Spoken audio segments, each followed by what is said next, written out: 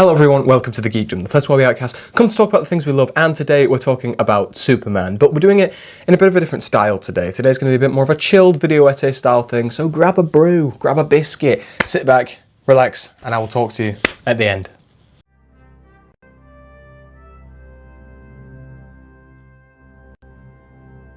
Superman, directed by Richard Donner in 1978, stands as the defining work that shaped the world of comic book movies into what we know today. The film's use of technology at the time, coupled with a stellar performance from Christopher Reeve in both the role of Clark Kent and Superman, made for a wonderfully told story of the hero that fell to Earth. But it wasn't the external underwear or the bright cape that sold us.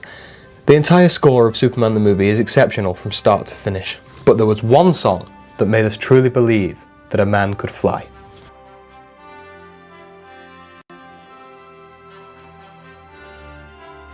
No matter what Superman media you consume, the one idea is riddled throughout: hope. Superman stands for hope in everything that he does. Every cat in a tree saved, every building leapt in a single bound. Superman 1978 is filled to the brim with this feeling of hope. If we take a look at the helicopter scene, this idea is represented perfectly. We begin on the roof of the Daily Planet in a metropolis without Superman, a city without reason for hope. As we first see the helicopter begin to fall, there's no music within the scene. The audience is supposed to be on the edge of their seat, unsure of what happens next. When the latch breaks and the helicopter becomes endangered, only then does the music begin. It's tense and high tempo, intertwined with the screams of Lois Lane and the destruction created by the helicopter. We as audience members fall silent, entranced by the danger and praying for their safety. As the scene goes forward, we begin to see things from another perspective, that of the onlookers on the ground. The music less mimics the screams of Lois at this point and more marks the unwavering tension of the passers-by. As more and more people swell at the base of the disaster, so does the music. The film has a habit of using music to mimic the emotions of the masses, but then the music cuts.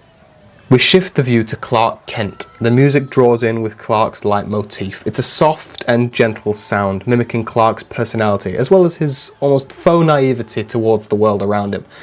For brief moments in this film, even we forget he's Superman. But as I say, they're only brief.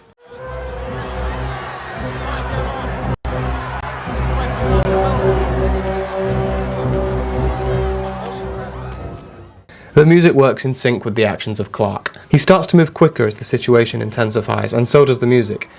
As the music swells, we see the iconic shirt rip and the score launches straight into the Superman march.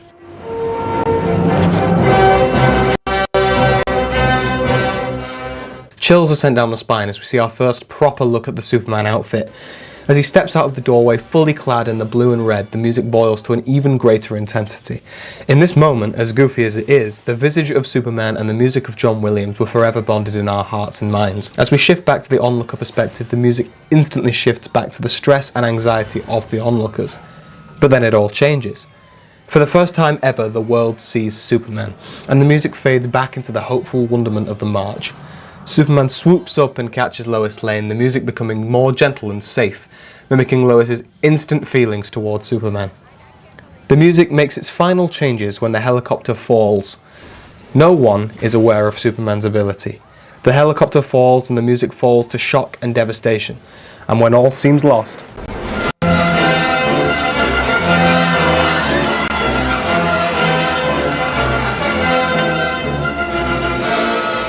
for me, this is the perfect Superman scene.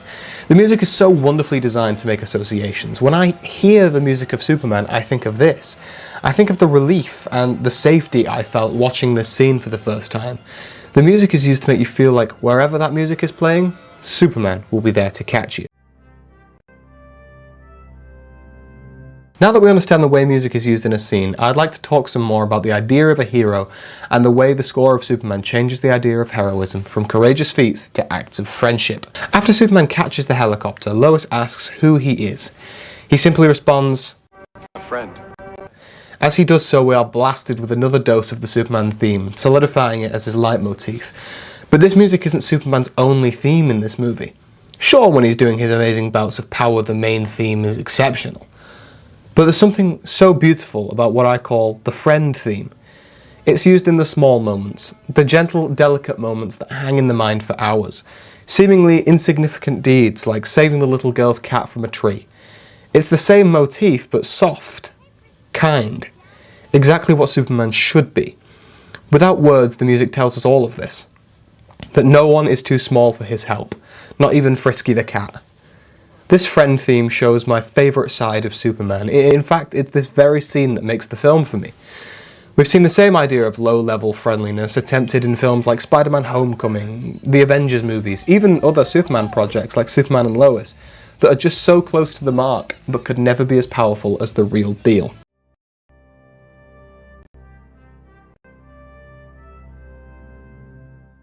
Many other famous superheroes have had famous theme songs that go hand in hand. The 60s produced two of the most famous, being Batman and Spider-Man. Spider-Man does whatever a spider can. But why is the Superman March not included in that list? Superman 2025 is the first time since the Reeve movies that we've properly experienced this wonderful score. Why is it that projects are afraid to utilise this famous music? I want to talk about a scene from episode 1 of Superman and Lois. It's the scene in which Superman saves the child from a car crash. This scene is my personal favourite in the whole show. I think it's a wonderful representation. But if we just swap out one song for another, the scene becomes so much more impactful and fills us as audience members with the same hope I mentioned before. This scene already has a lovely score that captures the relatively homely feeling of the Superman and Lois series. But something truly special happens when we add the Reeve theme.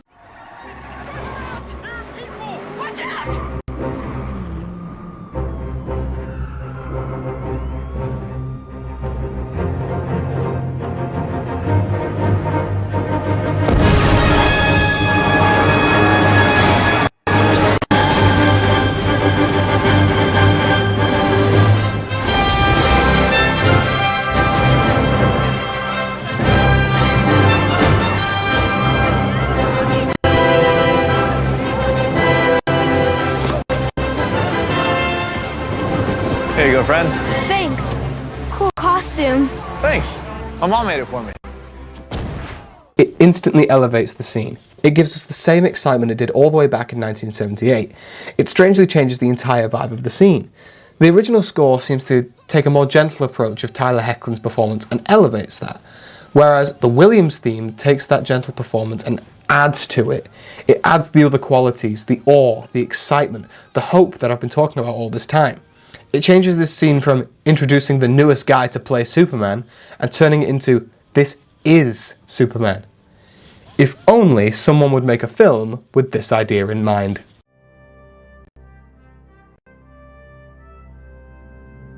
James Gunn, in his infinite wisdom, seems to share every opinion that I have just detailed to you all.